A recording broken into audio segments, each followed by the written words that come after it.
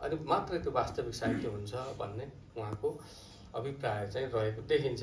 र जिन्दगीका भोगाइ र संस्मरणहरू कृतिमा चाहिँ उहाँले लेख्नु भएको छ, मेरो जीवन सरकारी र गैर सरकारी सेवामा रही काम गर्नका लागि मात्र प्रयोग भएको छ, किनकि मैले अधिकांश महत्त्वपूर्ण समय यसैमा लगाएर खर्च गरेको छु।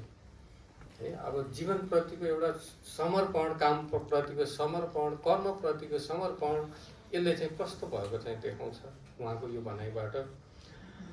यसरी जीवनका झन्डै 7 दशक पुरा गरिसक्नुभएका श्रीमान तीर्थराज देवकोटाज्यूका कथा सङ्ग्रहभित्र म पनि थोरै भए पनि छिर्ने मौका पाएको थिएँ सिताराभित्र चाहिँ। यसमा जम्मा जम्मी चाहिँ 17वटा कथाहरू रहेको र त्यो कथामध्ये मैले एउटा कथा पढेँ, आफै अलिकति व्यथित पनि भएँ। पछि यहाँहरूले पढ्नुहुनेछ त्यो कथा चाहिँ। जीवनमा मान्छेले जीवनको उत्तरार्धमा होइन अब आफ्नो सँगै जीवनयापन गर्दै गरेको जीवनसँगै छुट्टिनु पर्दाखेरिको एउटा पीडा चाहिँ कथामा चाहिँ छ। बडो पीडादायक चाहिँ कथा।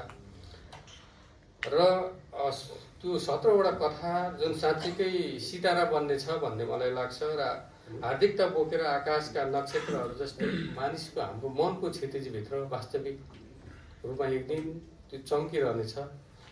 र अन्त्यमा चाहिँ आजका स्रष्टा